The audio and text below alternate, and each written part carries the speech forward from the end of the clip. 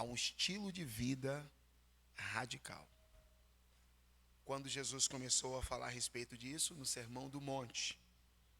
Bom, e é exatamente por essa razão, meus irmãos, que não há neutralidade nem pontos cego.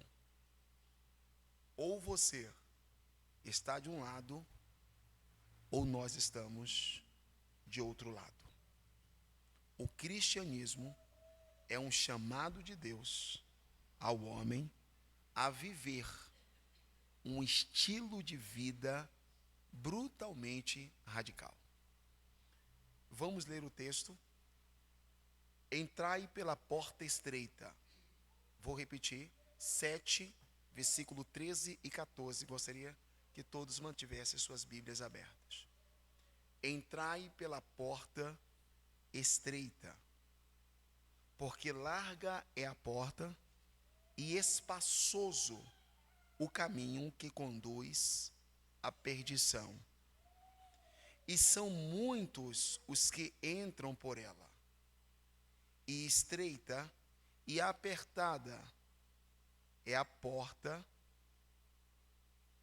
e estreita e apertada é a porta e o caminho que conduz à vida, e poucos são os que a encontram. Eu não sei se vocês prestaram atenção, mas Jesus está apresentando aqui nesses textos, estão todos aqui comigo? Ele está apresentando aqui nesses textos dois caminhos como excludentes. Não há um meio termo. A decisão por ele aqui, ela é urgente e necessária. Então Jesus apresenta duas portas e dois caminhos para dois destinos. Eu vou repetir. No Sermão do Monte, Jesus apresenta duas portas. Olhem para mim, não há uma terceira opção. Não há um caminho neutro. Não há lugar de neutralidade. Há um chamado divino para a humanidade, para os homens e para a igreja. E nessa convocação, ele apresenta para todos nós, para a humanidade, você que está aqui, quer seja cristão ou não, sendo participante de alguma religião ou não, existe um chamado de Deus, um chamado divino. Meus irmãos, não é um chamado de um homem, é um chamado divino. E neste chamado, ele apresenta duas portas, dois caminhos para dois destinos.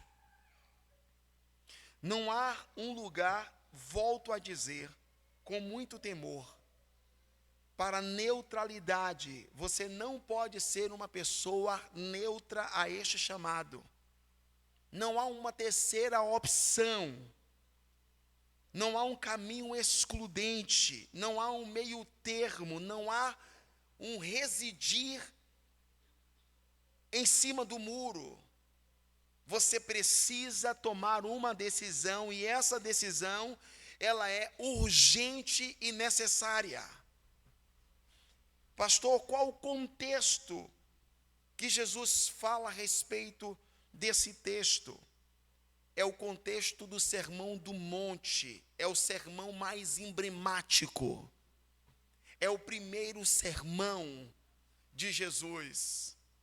Mateus capítulo 5 até o capítulo 7, nós temos a narrativa do Sermão da Montanha, ou Sermão do Monte. Foi o primeiro sermão que Jesus começou a pregar, dizendo, o texto diz que ele estava sentado no Monte das Oliveiras, de Jerusalém. E muitas pessoas estavam em volta dele. Me dê a sua atenção, não distraia. E ele começou dizendo, bem-aventurados são os mansos, porque deles é o reino dos céus. Bem-aventurados são os limpos de coração, porque somente estes verão a Deus.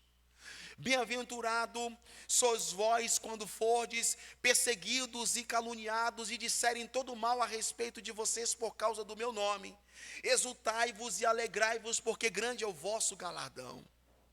Bem-aventurados são os pobres de espírito, porque deles é o reino dos céus. Este é o primeiro sermão que Jesus começa a pregar.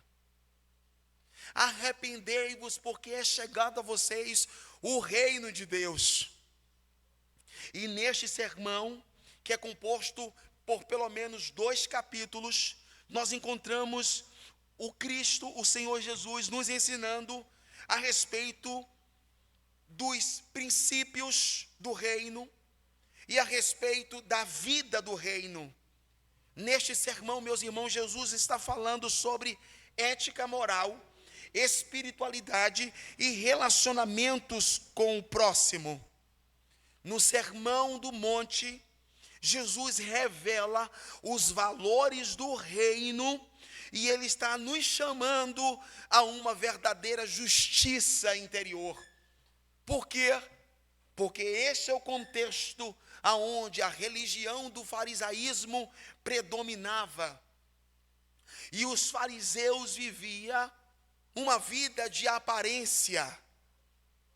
E o contexto do Sermão do Monte é Jesus confrontando a religião e nos chamando para viver uma verdadeira justiça em Deus. Digam glória a Deus.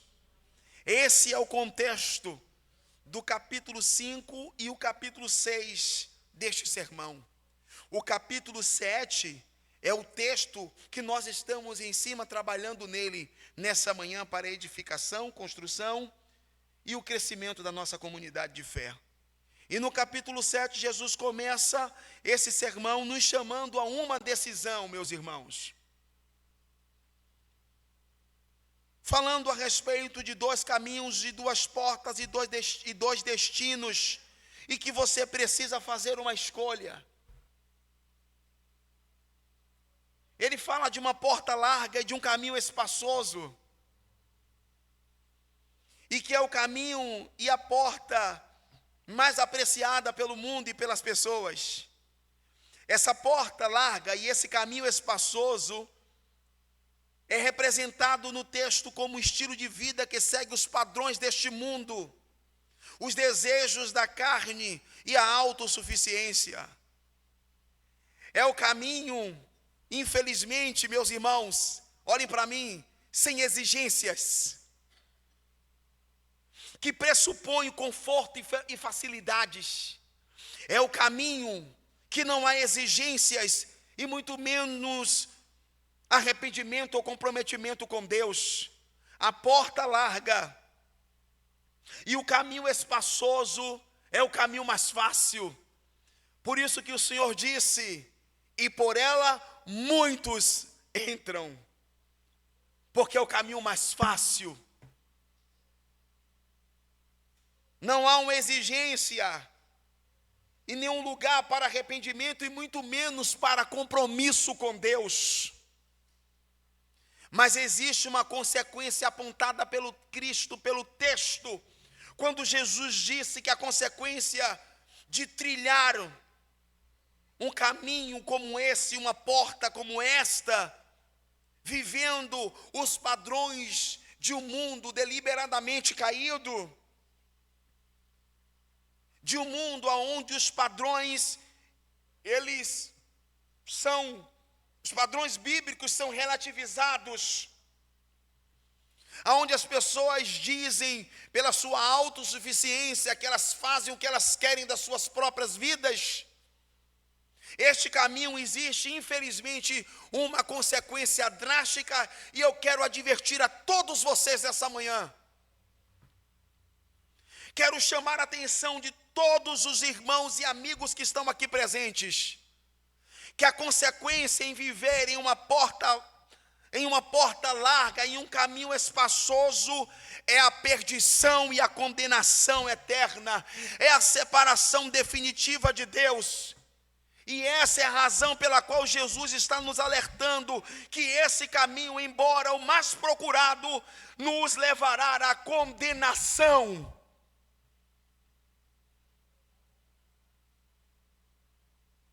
Vivemos um período onde o amor de Deus, ele está mal compreendido pelas pessoas, porque elas acreditam que o fato de Deus ser o amor abre uma precedentes, uma concessão para o universalismo, aonde todos serão salvos. Isso não é verdade, queridos.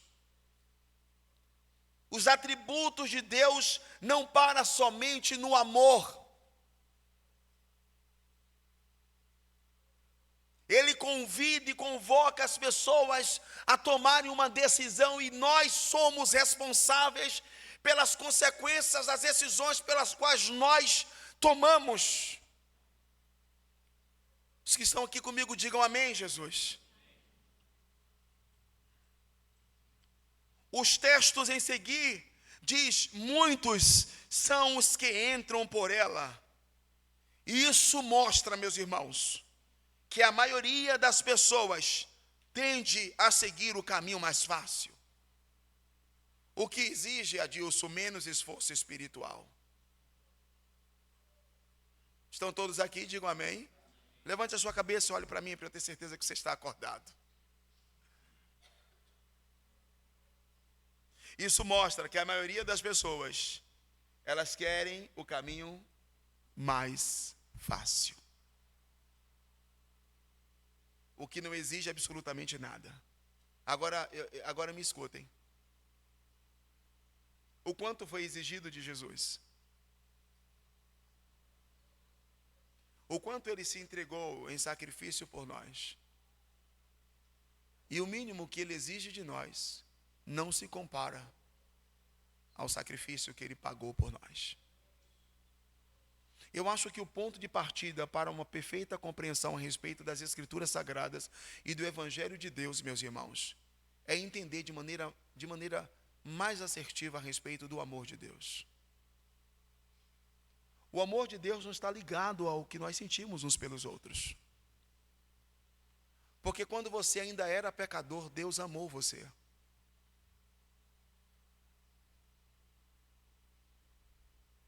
Ele nos amou sendo nós pecadores, irmãos. Na relação entre homem e mulher, entre os seres humanos, entre as pessoas, o amor, ele é uma moeda de troca. Eu amo para ser amado. Mas em relação ao amor de Deus em relação a nós o odiávamos, irmãos. Olhem para mim. Nós éramos inimigos de Deus conforme as Escrituras. Não havia nada em nós que agradasse ao Senhor. Mas Ele nos amou. E pagou um preço muito alto por nossa redenção. Então, o mínimo que nós pudéssemos fazer nessa jornada, nesta caminhada, ainda seria muito pouco. Deus exige muito pouco de nós. Então, nunca será um peso qualquer tipo de exigência que as Escrituras impõem na nossa jornada cristã. Porque quem está buscando o caminho da facilidade, a porta larga e o caminho espaçoso, são aqueles que estão indo em direção à condenação eterna. Isso não se aplica a vocês. Eu gostaria que essas verdades das quais eu acabei de citar, não se aplicassem a vocês. O Evangelho de Cristo, o caminho de Cristo, não é um caminho de facilidade.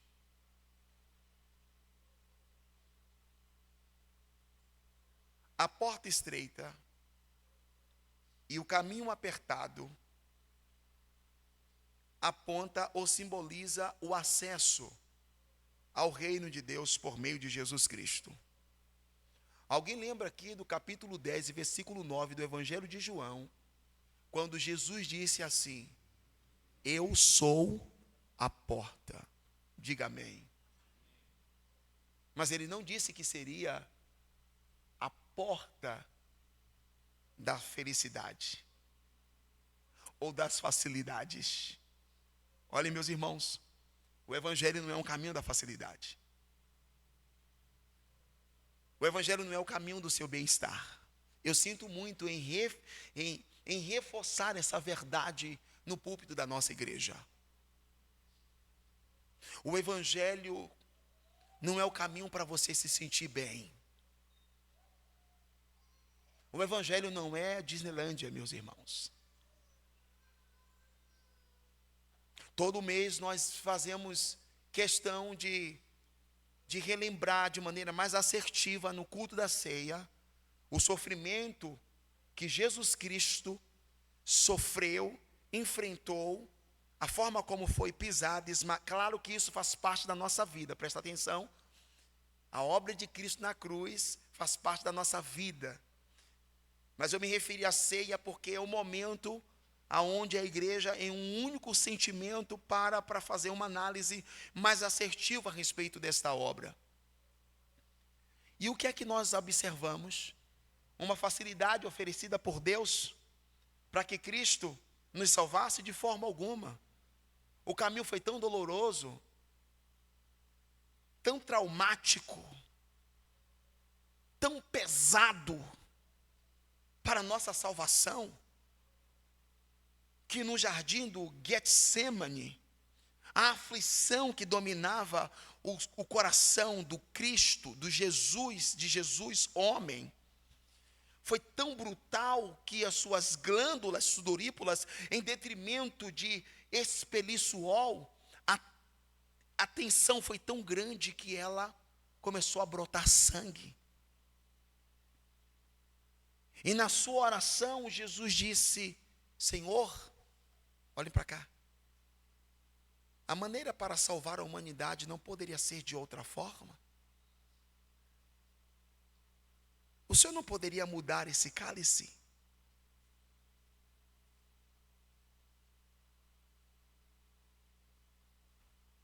Mas todavia seja feita a sua vontade.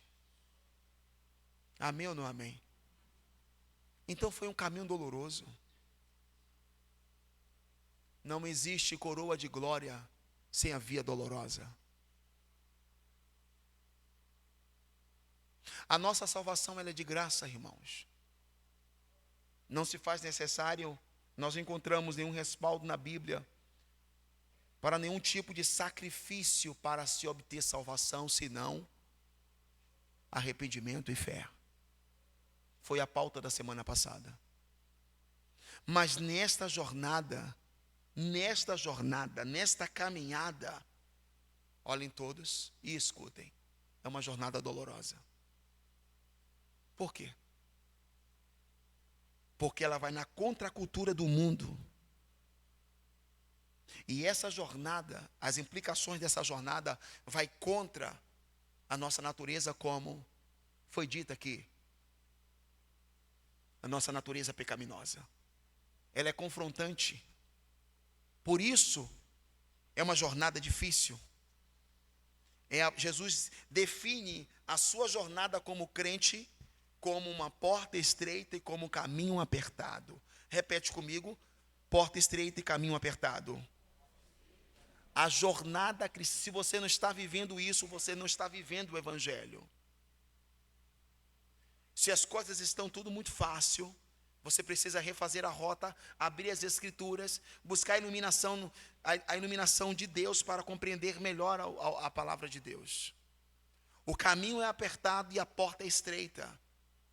Nós não encontramos nenhum respaldo na Bíblia onde você vai se converter ao Senhor e tudo vai ficar bem.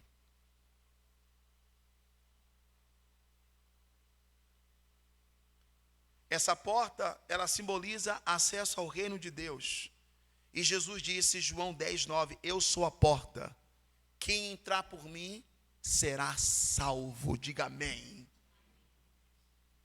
O caminho estreito exige de cada um de nós dois atributos: arrependimento e fé. Exige de nós comportamentos como obediência e uma vida de completa devoção. Não existe porta estreita e caminho apertado sem arrependimento, sem fé, sem obediência total, sem uma vida em completa devoção. Não há meios termos, meus irmãos. Eu gostaria que fosse diferente, mas as Escrituras Sagradas, ela está acima dos meus sentimentos. Eu gostaria que fosse mais fácil, como se está sendo apresentado hoje em tudo quanto é lugar. Um evangelho, um cristianismo, uma Bíblia onde tudo é muito romântico, onde tudo é muito simples, é muito fácil. Não é a verdade. Este caminho apertado que aponta para uma vida cristã marcada por provações. Lembrem o que eu citei para vocês, os primeiros ensinamentos de Jesus aos seus discípulos foi sobre sofrimento. Bem-aventurados sois vós quando vocês forem perseguidos por causa do meu nome, e as pessoas disserem todo o mal, mentirem a respeito de vocês por causa da fé de vocês. É o mundo conspirando, é a família que ainda não nasceu de novo conspirando contra a nossa fé. São as pessoas da nossa rede de relacionamento, no trabalho, fora do trabalho, na universidade, em todos os lugares, aonde elas olham para nós, olham para cá e nos vê como pessoas estranhas. Por que somos estranhos? Porque somos diferentes. Estamos indo em uma cultura diferente. Chamamos isso de contracultura, no sentido oposto. Mas parece que o que é que está acontecendo com a gente? Porque temos a aprovação do mundo. Jesus disse que no mundo nós seríamos odiados. O caminho apertado é a vida cristã marcada por provações, marcada por renúncias e disciplina. Renúncia? Disciplina? Disciplina geralmente é uma ofensa. Renúncia, para quem vive uma vida de autossuficiência e se considera dono do seu próprio nariz, e que pessoas que se consideram o senhor de sua própria existência, porque eu trabalho para manter as minhas contas. Quantos nós não ouvimos isso constantemente? Quem paga as minhas contas sou eu? Não. Se o Senhor não te desse força, você não pagaria as suas contas. Sem o Senhor, você não é absolutamente nada. Você é como uma fagulha, soprada pelo vento e levado de um lado para o outro. Olha para cá. Você pode morrer a qualquer momento. A qualquer momento nós temos relatos dentro da nossa própria comunidade e na nossa própria família de pessoas que usufruíam e gozavam de saúde e de repente está em um leito, sem poder se mover, com o diagnóstico de um câncer que as pessoas só estão esperando a morte. E sabe quando a nossa autossuficiência ela se esvai? Nós temos dois caminhos para a nossa autossuficiência ser sucumbida. A primeira delas é humildemente olhar para as Escrituras e dizer: Deus é o Senhor da minha vida e eu vivo sobre a sua completa dependência. Ou esperarmos uma notícia como essa. A vida cristã, ela é marcada por renúncias. Jesus disse: quem quiser vir após mim,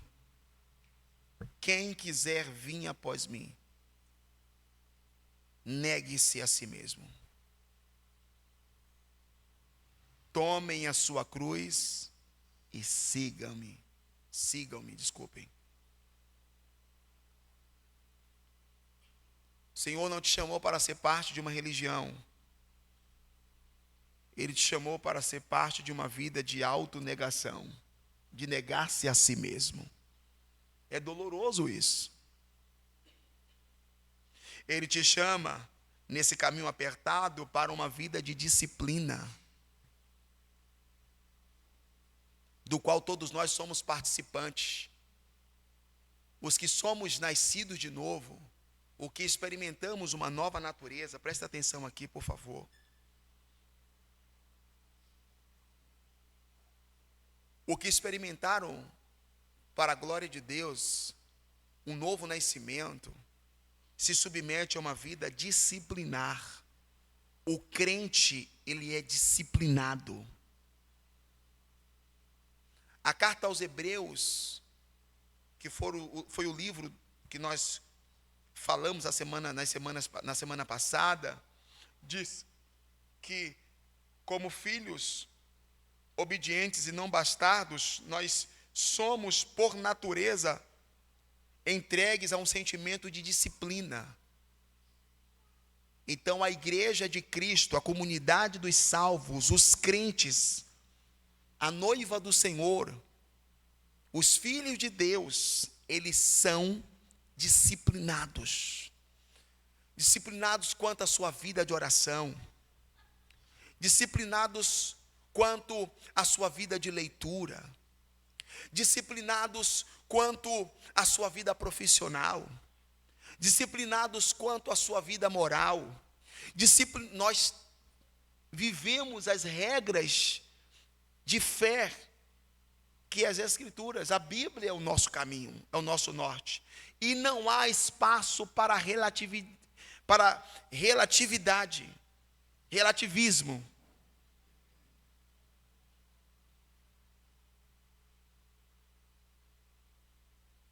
A Bíblia é a nossa verdade absoluta, diga amém. Não há relativismo nas Escrituras. E vivendo isso, contudo, o caminho que leva à vida eterna, qual é a consequência disso? O caminho apertado, que é a vida cristã marcada por provações e renúncias e disciplina, é um caminho esperançoso.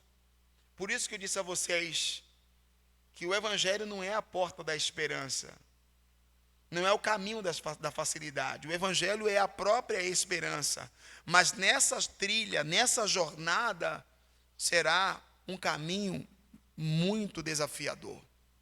Porque nós vamos enfrentar muitos dilemas. E essa é a razão pela qual nós olhamos para um futuro. Quando Jesus fala de uma vida abundante, ele não está apenas falando de uma vida futura no céu. Ele está falando nessa vida abundante de um Deus que já está presente em nós, digam amém. E essa é a razão no texto, porque poucos encontram essa vida.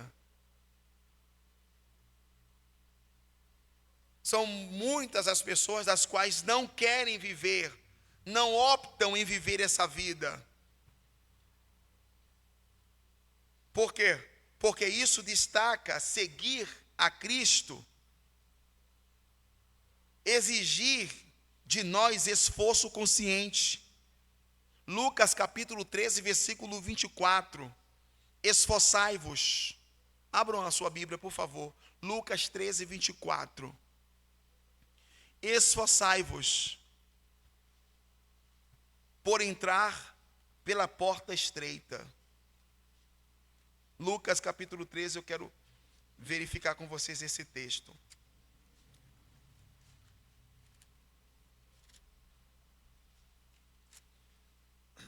(13, 24), por favor, meus irmãos. Façam anotações, no máximo que vocês puderem. A nossa memória ela é muito frágil e ela é muito curta. Então, quando nós anotamos o tema, os subtemas e aquilo que é importante, e deixamos ele fixo e escrito em uma agenda, em um bloco de anotação, isso facilita para a nossa jornada. E não esquecermos o que foi pregado. Lucas 13, 24. Vamos ver o 22. Percorria Jesus as cidades e as aldeias, ensinando e caminhando para Jerusalém. E disse-lhe Senhor, são poucos os que hão de se salvar? Ele respondeu: esforçai-vos para entrar pela porta estreita, porque eu vos digo que muitos procurarão entrar e não poderão. Olha o versículo 25. Quando o pai de família se levantar e cerrar a porta, olha a linguagem que ele utiliza aqui, e começar de fora a bater a porta, dizendo: Senhor, Senhor, abre-nos. E respondendo ele, vos disser: não sei de onde vocês sois. Então começareis a dizer: temos comido e bebido e a tua presença, e na tua presença, e o Senhor nos ensinou nas ruas. Ele vos dirá: digo-vos que não vos conheço, nem sei quem vocês são e nem de onde vão, e nem de onde vens. Apartem-se de mim, vocês que praticais iniquidades. Versículo 28 já fala de um ranger de dentes, de um sofrimento. Então nós estamos observando aqui que toda a igreja, os salvos aqui, observem, os crentes salvos, precisa compreender que essa jornada ela é desafiadora.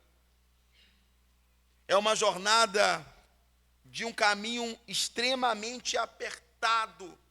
E o que o Senhor está dizendo para nós? Vocês precisam se esforçar. Não é se esforçar para ser salvo, porque Cristo já fez todo o necessário para a nossa salvação.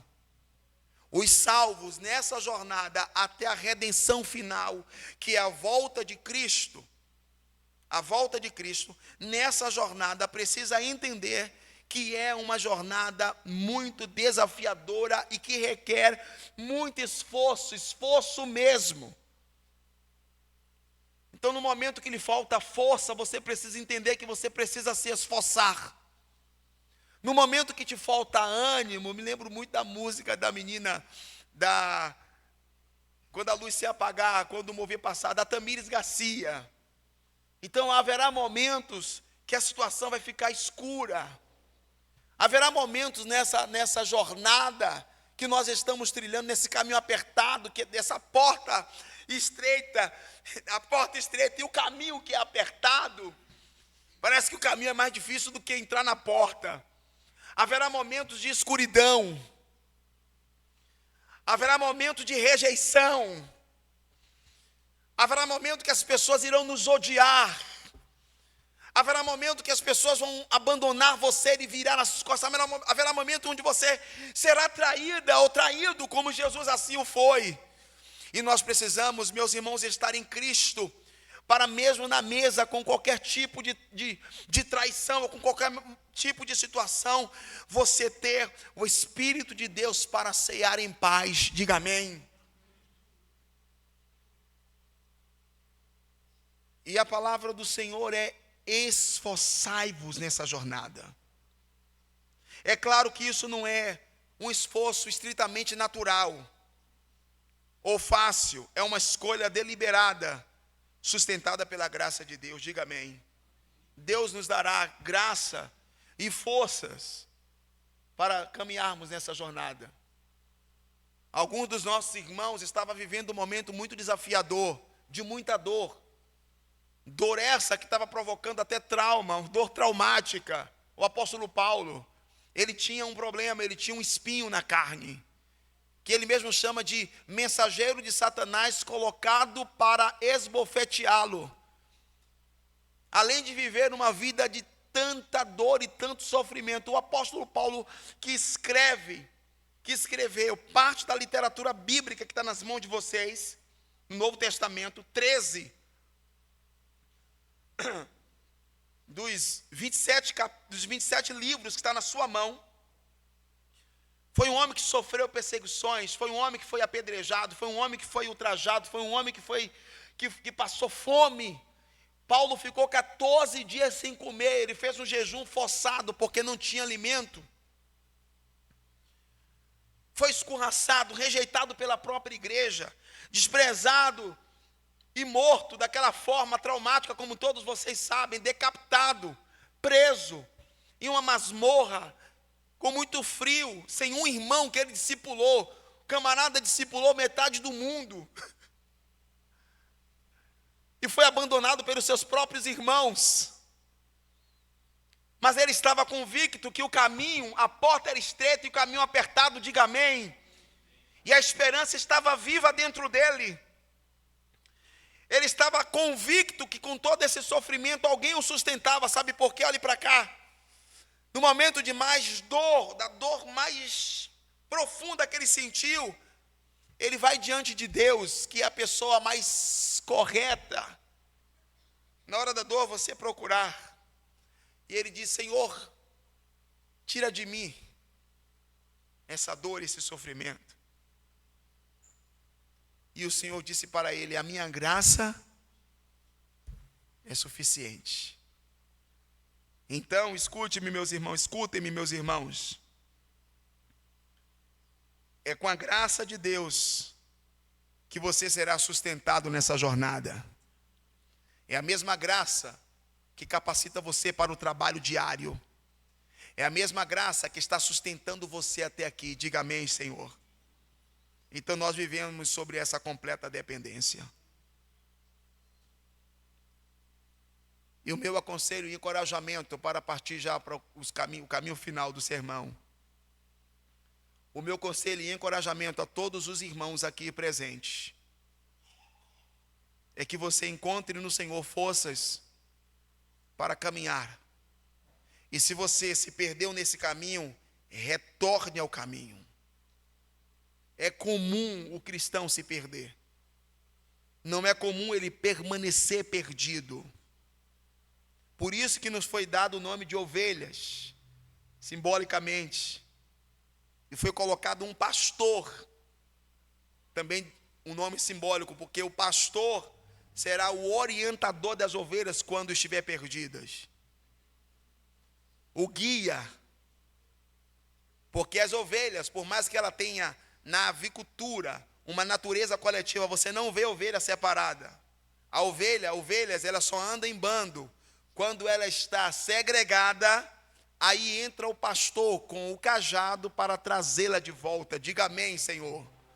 Olhem para mim, ovelha não pode viver segregada do rebanho. Isso é a lei comum.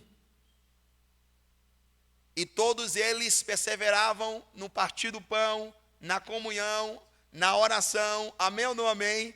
E na doutrina dos apóstolos. Eram milhares de irmãos. Não há segregamento, não há distanciamento. Isso é mentira do diabo que está enganando você. Não existe nenhuma possibilidade de ninguém estar fora do corpo. Quem está fora do corpo, não é membro do corpo, está perdido, não é salvo. Então, foi dado este nome, essa nomenclatura simbólica de ovelhas, porque há possibilidade de mesmo tendo uma natureza coletiva, alguém se extraviar. E nós observamos na Bíblia inúmeros pontos aonde ovelhas se extraviaram. É quando o pastor vai buscar a ovelha e traz. Porque quando o pastor vai buscar a ovelha precisa também querer voltar para o seu lugar de origem. Diga amém. Porque se a ovelha diz, eu não quero, então o pastor precisa deixar ela no lugar onde ela deseja estar. Porque o evangelho não é um lugar de imposição. Amém ou não amém? Ninguém está aqui obrigado, está aqui porque acredito que entendeu o amor de Deus. Então, somos fortalecidos por essa graça para caminhar nessa jornada. Somos chamados a esse estilo de vida radical no cristianismo. E o que é isso? É um convite feito por quem? Feito por quem, meus irmãos? Por um homem qualquer? Foi um político que fez esse convite? Foi os nossos pais que fizeram esse convite? Foram os nossos filhos? Foi algum revolucionário, que fez esse convite para nós? Quem foi que está fazendo esse convite para a humanidade? Cristo. O cristianismo é um convite feito por Jesus e reiterado ao longo de todo o Novo Testamento. para vivermos de forma completamente diferente aos padrões desse mundo. A palavra radical, ela vem do latim, que significa raiz. Portanto, o que você quer dizer com isso? O viver um cristianismo radical é viver de forma, dentro de um contexto, de uma realidade aonde estamos voltando à essência do Evangelho, e viver a nossa fé, não de forma pragmática, em busca de resultados, em busca de bem-estar, em busca exclusivamente de experiências. Porque isso, meus irmãos, nós poderíamos chamar de idolatria aos nossos sentimentos. O Evangelho, ele não atende aos nossos sentimentos, Emerson. O Evangelho é uma chamada a viver a verdade de Deus, que é absoluta e não relativa. Não é um apelo aos sentimentos humanos, não é um apelo às nossas emoções, não é um apelo aos nossos desejos. O Evangelho é um apelo de Cristo chamando o homem a viver uma vida de forma radical, testemunhando Cristo à humanidade. É viver de forma profunda, não superficial. É viver de forma autêntica e transformadora, mesmo que isso signifique ir contra a cultura dominante, mesmo que isso faça com que alguns pais expulsem os seus filhos de casa, alguns maridos peçam divórcio, algumas empresas demitam você, não por rebeldia, mas porque conseguiram detectar em você um evangélico, um cristão vibrante, um irmão verdadeiro. Eu quero dizer uma coisa para vocês, a maior ameaça da igreja, ouça o que eu vou dizer para vocês e levem para o resto da vida de vocês. A maior ameaça da igreja não é o diabo. A maior ameaça contra a igreja, meus irmãos, sabe quem é? São os falsos crentes. São os falsos irmãos dentro de nossas comunidades, que não testemunham a Cristo, que roubam na empresa, que estão envolvidos com maledicências da empresa.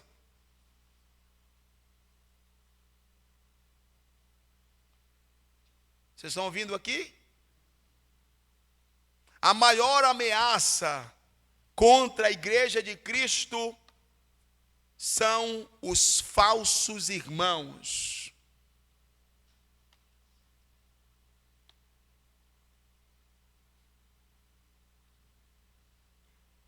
O mundo não vai conhecer a igreja, não vai identificar que somos de Deus, porque temos uma estrutura bonita, se fosse o caso. Porque chegam aqui na nossa igreja e vê os irmãos bem vestidos. Ou porque vê uma música, uma liturgia ordeira. Ou porque a nossa igreja está repleta de pessoas e isso os atrai. Não é isso. O mundo, olhem para mim, vai identificar um cristianismo radical quando ele olhar para nós e vermos que amamos uns aos outros. Olha o que Jesus disse: um novo mandamento eu dou a vocês.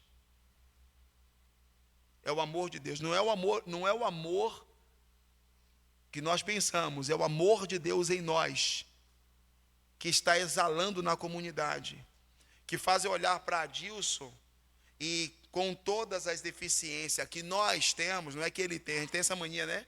Ou o pastor Claudemir, geralmente eu ouço muito isso aqui, muito isso aqui de vocês, 99% dos irmãos. Meu pastor Claudemir, ele é um homem de Deus, uma bênção. Porém, o mesmo porém que cabe a mim, cabe a todos vocês. Esse porém que vocês me veem, é o mesmo porém que eu vejo vocês. Porque nós somos frutos da mesma raiz reprodutora, Adão. e vocês, eu sou o Adão e vocês são as Evas. Então, mesmo porém que cabe a mim, que estou mais exposto, que todos os dias estou pregando, que eu tem dias na semana que eu passo o dia inteiro no celular resolvendo os dilemas comuns de vida de igreja. Que às vezes, quando chega no domingo, eu estou exaurido aqui no púlpito. Que é comum. E isso para mim faz parte da vida da igreja, porque ontem eu comentei com um grupo de irmãos, terminou a programação do dia e ficamos até 2 da manhã em uma mesa repleta de pessoas sedentas querendo aprender. E ficamos até 3 da manhã. Às 6 eu estava de pé para voltar, para vir para aqui, para concluir o sermão, para pregar para vocês. E eu estava falando com eles exatamente isso. Que o Evangelho é um chamado absurdo de Deus para vivermos uma vida de amor. Compreendendo, respeitando as diferenças e amadurecendo na caminhada. Diga glória a Deus. É um chamado a uma vida radical, profunda, autêntica e transformadora. Agora você me pergunta assim, seja um pouco mais claro, o que caracteriza então essa vida radical, pastor? Seja claro para que eu possa sair daqui e exalar esse amor de Deus, não olhando exclusivamente para as imperfeições, porque quando Cristo me ama, Ele não olha para quem eu sou, Ele me amou, diga amém. Então Ele ama, e esse deveria ser o amor que deveria exalar a comunidade, e fazer com que os descrentes olhassem para nós e fossem impactados com o nosso testemunho. Tem uma jovem aqui por nome de Kimberly, uma jovem de 19 anos, eu acredito, Kimberly deve ter, louca por Jesus, apaixonada por Cristo, uma referência na nossa juventude. E aí ela está abrindo na sua faculdade um núcleo de evangelização, e eu estou dando a ela treinamento de como evangelizar e como impactar no evangelismo na universidade os amigos. Ela já está reunindo pessoas, mas eu disse para ela, a sua maior mensagem, Kimberly, para os seus amigos da universidade, não é propriamente o teoricismo do evangelho, a ortodoxia, mas a ortopraxia, a parte prática da sua convivência com seus amigos. Se você for uma boa aluna, isso vai causar um impacto, e quando você chamar as pessoas para serem parte do núcleo, ou da célula, ou dos pequenos grupos, todos irão te seguir. Porque o que você fala, ele é poderoso, porque você vive. Diga amém, Jesus. Amém ou não amém? Então, é quando o que a gente vive é muito mais poderoso do que o que a gente fala. Não que a palavra, ela é menor do que a nossa vivência. A palavra está acima de tudo. Mas a palavra de Deus, ela causa impacto quando você vive ela. Talvez, agora olha para mim, eu não quero ofender a vocês, mas essa talvez seja a razão pela qual você não consegue trazer ninguém da sua família para a igreja.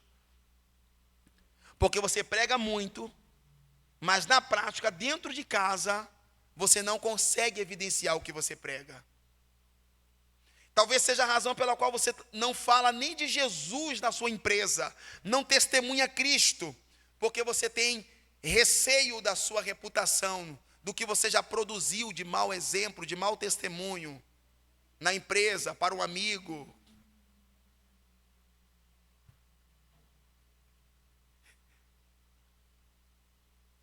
Então, o Evangelho é um chamado a uma vida radical, a um estilo de vida radical, não é um chamado a uma religião.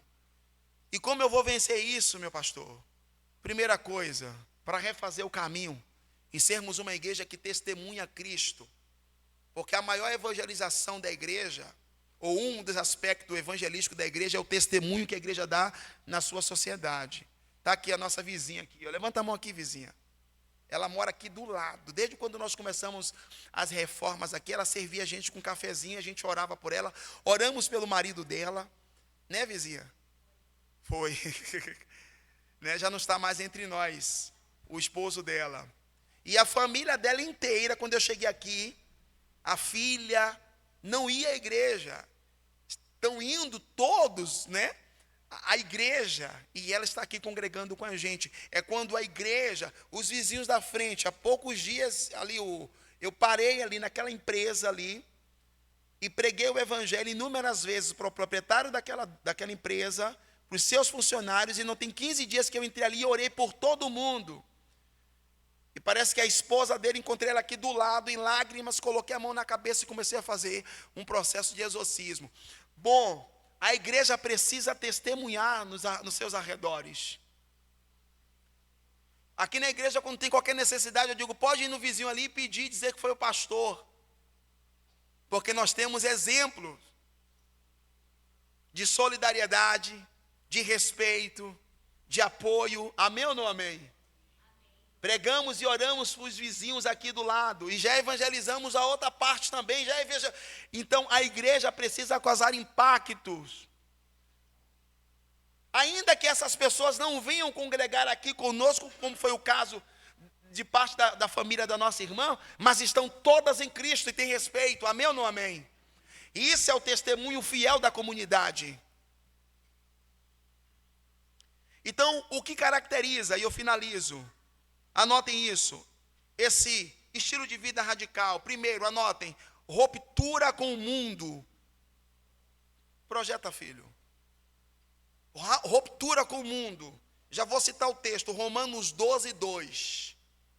Não vos conformeis com este mundo, mas transformai-vos pela renovação do vosso entendimento. Meu pastor, quero fazer o caminho de volta para ser um discípulo radical, sabe? Para continuar na minha jornada da porta estreita e do caminho estreito. Então, o que é que você precisa fazer? Aqui está a resposta pragmática. Ruptura, rompa com tudo que for do mundo. Não é desprezar as pessoas, mas é romper com o sistema.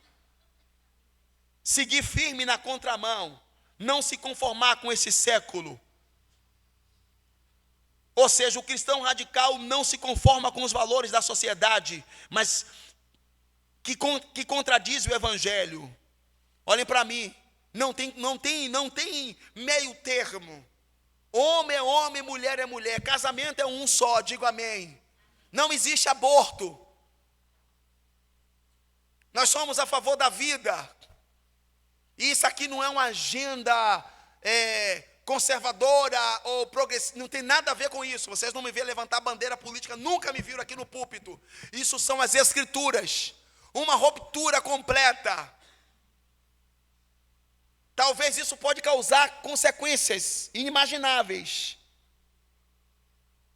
Filho indo embora de casa, marido indo embora porque a mulher ficou super crente, mas é isso que Jesus está te chamando para ser. E qual a consequência disso? É um marido bonzinho? Não. Ou ele vai ser impactado com o seu estilo de vida, ou ele vai virar o demônio mesmo, vai embora, vai te abandonar. Acontece isso. Por isso que Jesus disse, eu vim trazer espada no meio da família. Parece uma contradição, porque ele fala que nós precisamos dar testemunho. Quando é que a espada está no meio da família, Bill? Quando o evangelho, quando a verdade, a luz, ela é explícita. Quando os valores das escrituras são absolutos e não é relativizado. Não existe isso, mas minha esposa, meu marido, ele não quer, eu vou segui-lo. Não, você tem que seguir o caminho de Deus. E se esforçar para ser uma referência, até que esse filho, esse marido ou essa esposa se renda a essa verdade. Não é no grito. Segundo, o que mais, meu pastor, eu preciso fazer? Renúncia de si mesmo. Lucas capítulo 9, versículo 23. Se alguém quiser, olha o que Jesus diz, quem está falando isso aqui não é o pastor, não é o bispo, não é o padre, não é o guru, quem está falando aqui é Jesus. Se alguém quiser vir após mim responder ao chamado, ele disse, negue-se. renuncie a si mesmo dia a dia, tome a sua cruz e siga-me. A vida cristã radical envolve renúncia do ego, do orgulho e da autossuficiência e vive sob a completa dependência de Deus. Não é viver por si, mas é viver para Cristo, diga amém. Terceiro, amor que vai além do esperado. Eu quero viver uma vida radical, Denilson, um amor que vai além do esperado.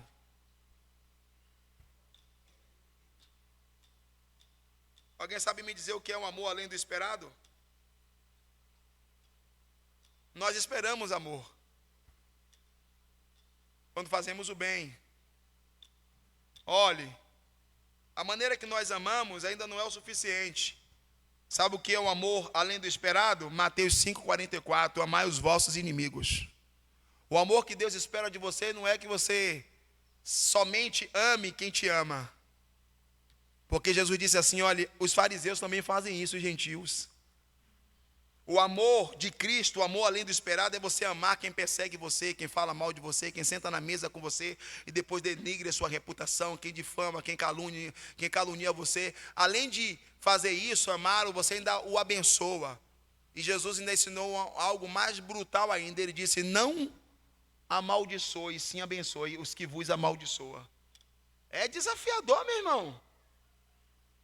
Vai na contramão do mundo, porque no mundo é o seguinte, você me dá e você recebe o que você me dá. É olho por olho. No mundo, meu irmão, sobe primeiro quem tem a unha maior.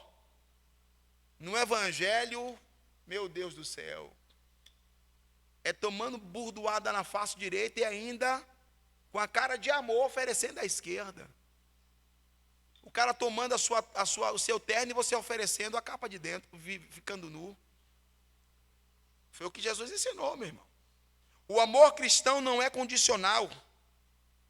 Ele se expressa no perdão, na misericórdia, na generosidade, até com os que nos ferem. E por último,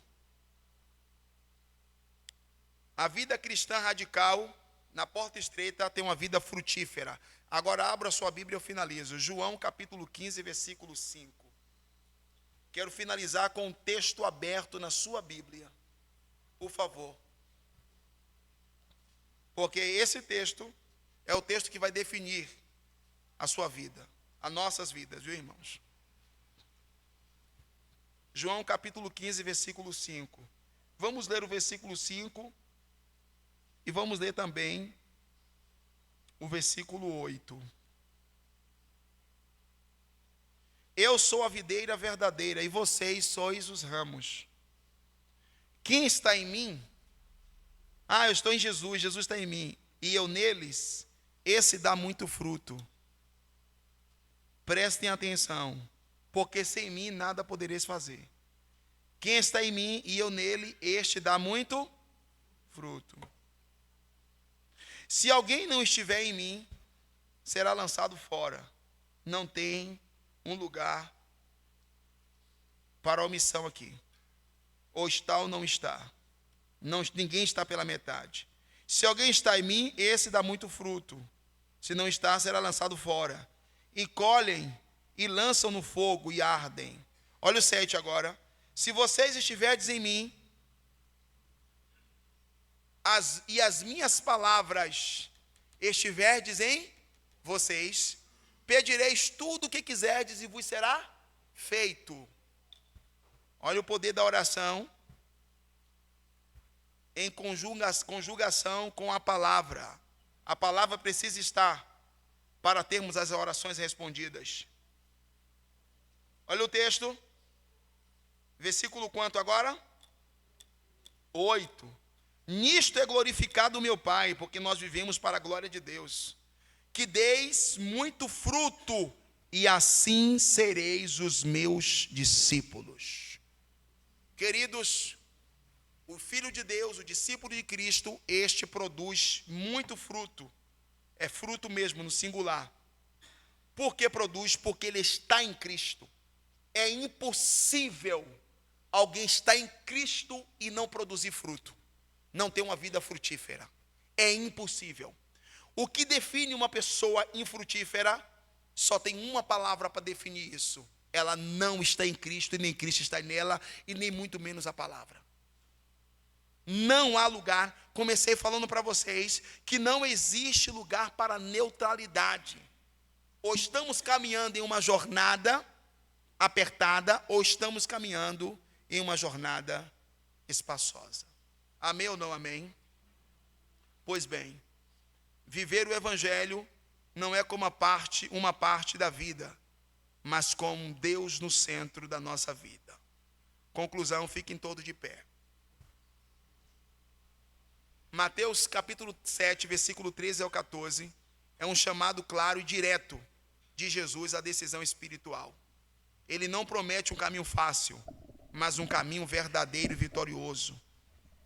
A porta estreita é Cristo, o caminho apertado é o discipulado fiel, ainda que poucos encontrem. Esses poucos receberão a verdadeira vida e a vida eterna. Amém ou não amém?